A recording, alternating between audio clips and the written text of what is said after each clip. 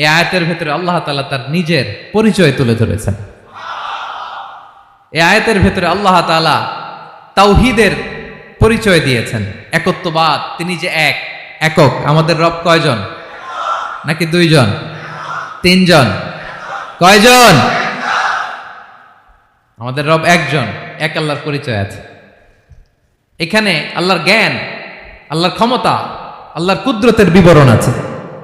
এই একটি আয়াতে আল্লাহর 4টা আসমাউল্লাহিল হুসনা আছে।